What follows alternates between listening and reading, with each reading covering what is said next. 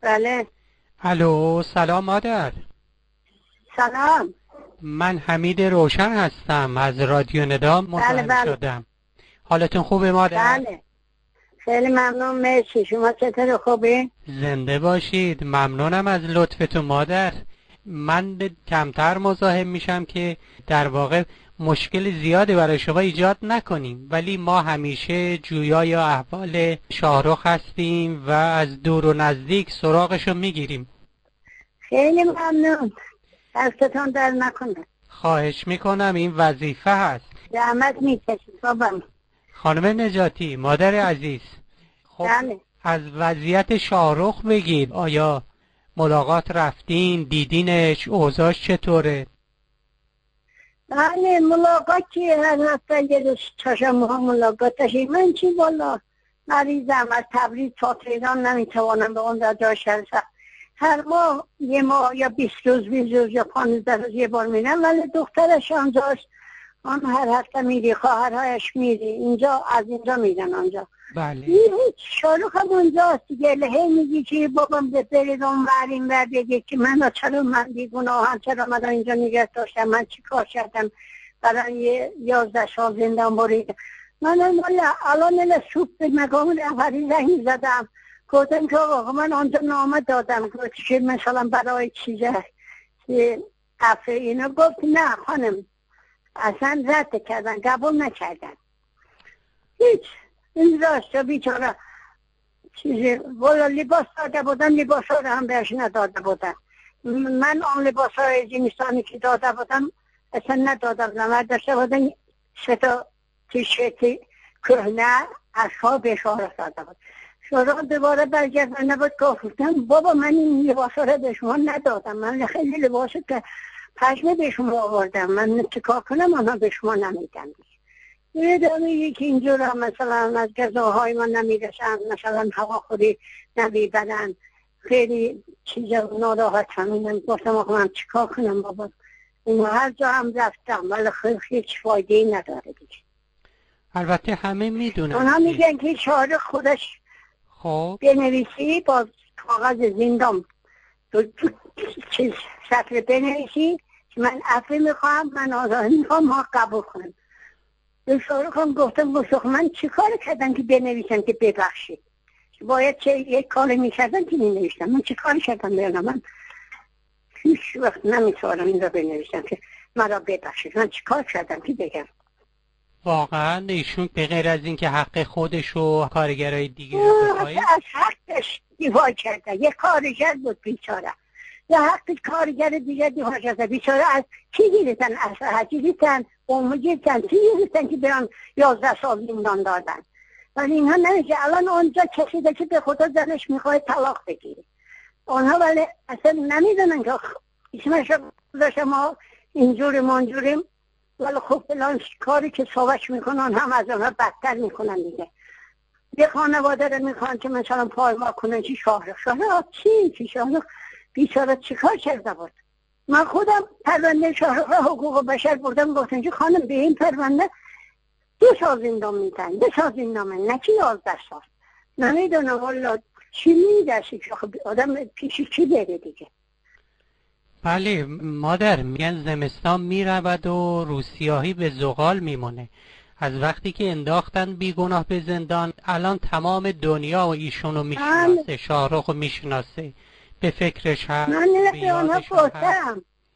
گفتم که آقا الان شاهرخ یه نفری، الان 2 پسرش از شهر دست میخوانی، دخترش مثلا فوق لیسانس دانشگاه تهران میخوانی، یا مثلا زنش، عوام زنش، همه ما خواهرش. ببینید چقدر آدم از خود ناراضی کرده. شاهرخ چه کار کرده بود؟ اگر من میدونستم خب یک کار کرده، گفتم خب یک گناه کرده یا چیزی کرده. نمیدونم. وضعیت سلامتی جسمی و روحیش چطوره شاهرخ؟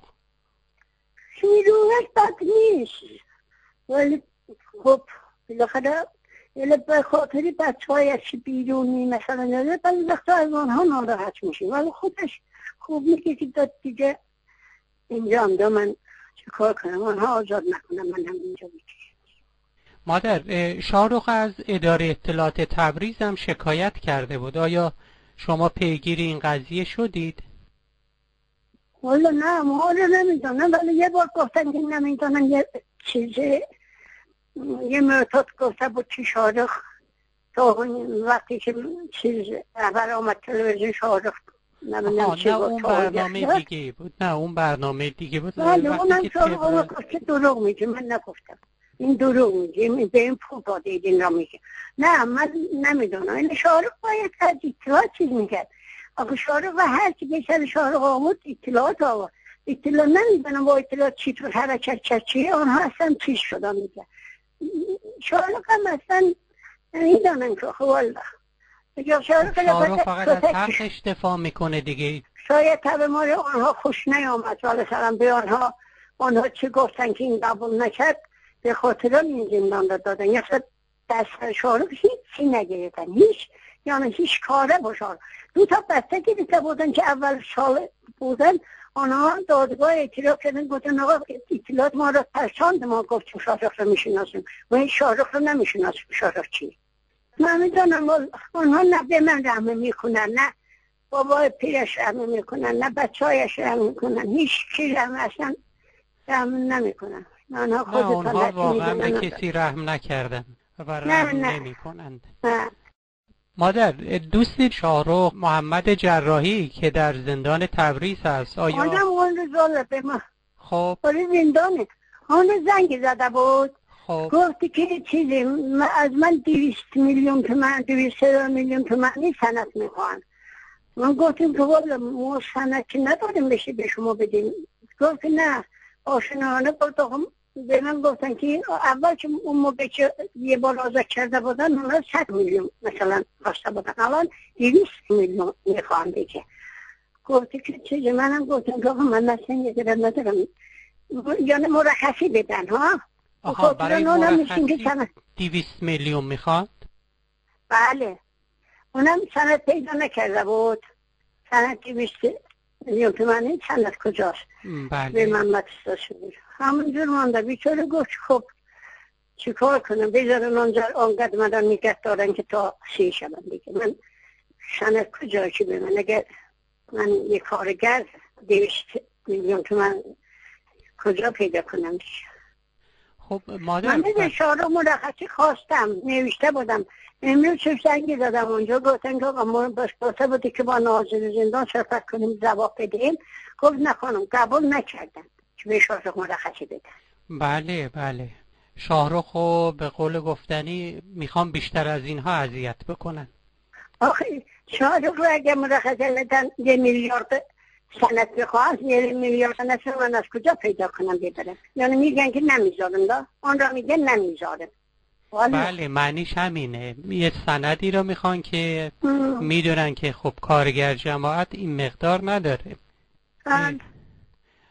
مادر، وضعیت خانواده جراحی چطورن؟ والا جراحی خانوادهش دیگه زنش خود طلاق گرفت، یعنی زندان که خود طلاق گرفت و گفت زندانی چیزی نه، طلاق یابی گرفت. 2 تا بچه داره، یه پسر یه دختر، 2 تاش بزرگن، آنها خانواده دارن. نمیدونم که چیزی میشه به نظر شما سخت میگذاره، چی میشه به این زمانی، به این پیرانه؟ بله واقعا همینو پرسیدم که بدونم. دختر شاهرخ، بله الان دختر شاهرخ ازدواج کرده، نامزده، مثلا هی زنش میگه که چیزه. خب من نمیتوانم به این مثلا، راست میگه اون نمیتوانه که به این مثلا چیزی بده، حاجه بده، چیز بده که میشه. او هم که چند پول نداره، حالا همینجور اوجور مانده این دیگه، چی کار کنم دیگه؟ منم هی مثلا که یه زاری میکنه که ما بونم از چی کار کنم که گفتم خب ما چی کار کنم هستم. بله میدونم مادر، اونقدر سخت گرفتند، اونقدر فشار میارند که دیگر کسی جرأت نکنه حق خودشو بخواد، ولی در این حال شاهرخ و نمیدونم رضا شهابی، محمد جراحی، بهنام ابراهیم زاده، اینها الگویی شدن برای همه که میشه با وجود همه سختی ها مقاومت کرد. آنها بله الگوی شدن، ولی خوب بیچاره شدن دیگه، خانواده هم چیز شدن دیگه. آنها آگم اول به نظر من این کار اینجور بود یه کاش هیچ کدام زن بسته نداشته بود. البته خب اون زن و بچه داشتن مادر، اونا کار درستی کردند که خانواده تشکیل دادن. این وظیفه خانواده های دیگر هست که از این عزیزان حمایت بکنند، اونها را تنها نذارند. والا ایران که اونگه گیرانی کسی نمیتوانی خانواده خودش نگه نداره. و کسی که بگی که مثلا به خانواده هم برسه. اون که یه بازنی حقوق بازنشستگی میگه باندیرن اونها بچه واقعا خانواده اونها خیلی مثلا خیلی همه این ها رو میگم خیلی سختی میگذارد، خیلی بیچاره شدن میگه. اصلا آنها خب بالاخره زندان از شما میکشن دیگه. ولی خانواده بیچاره شدن دیگه. خب امیدوارم که هرچه زودتر این عزیزان آزاد بشن، به آغوش خانواده برگردن، چشم دل و چراغ خونتون روشن بشه. انشالله دستتان در نکنه. خیلی ممنون شما که شما به اتکاب زحمت کشیدید نوشتید از زدید اختیار دارید. اینها همه وظیفه هست. حالا در پایان این گفتگو من ممنونم از شما که اطلاع رسانی کردید. میدونم که چقدر فشار هست روی خانواده. در پایان به عنوان یه مادر دردمند که جگرگوشش زندان هست و در بیرون از زندان هم این همه مشکلات برای خانواده هست، حرف دلتون رو بیان کنید. هم مقامات میشنوند این صدا رو، هم مردم میشنوه. نه حرف دل من اینجی من اصلا خب چه طرفی از پسرم ناراحتم که زندانی مثلا بی خود مثلا بی گناه آنجا افتاده 11 سال زندان دادن، زندان میششی. از خانواده پسرم هم 100 برابر به آنها ناراحت هستم. همه ما ناراحت هستیم. چی میشه مگر آدم مثلا عزیز از زندان باشه، اون زندانی از بیرونهایش آنجور ناراحتن، آنجور مثلا گرفتارن، آنجور مثلا احتیاج دارن. همه با آنها ناراحت هستم. من از همه آنها چی مثلا خارج چی اینا خواهش میکنم، تمنا میکنم به خاطر رضای خدا، اگر حامیان به رضای خدا این آزاد کنم بذارم مثلا سر زندگیش دیگه. من هیچ این رو میخوام، چی میخوام دیگه؟ من که نمیتوانم به بچه ها رو نگهداری کنم، به زنانم میتونم نمیزدم به اینها مثلا یه خانواده یه مثلا شرط مثلا پایما بشه. چی مثلا از آنها حرض میکنن؟ مثلا چی حرضی میکنن؟ زن فارغ طلاق بگیری، زن طلاق طلاق بگیری، زن فلان طلاق بگیری، بری مثلا خانم دختراش پسراش مثلا اینجور بی سرگردان بی سرپرست بمانه. از این چی حرضی میکنن با؟ بله امیدوارم حضرات این حرفهای دردمندانه شما را بشنوند و شاهرخ و اونهایی که بیگناه در زندان هستند آزاد کنند. همش والله. بله نه تنها شاهرخ بلکه همه عزیزانی که بیگناه هستند آزاد بشند و به آغوش خانواده برگردند. انشالله دست شما در نکنه. توکل به خدا. بالاخره همیشه طرفدار حق هم در باشه انشالله که چی میشه دیگه. بله اونجوری نموند و اینجوری هم نمیمونه.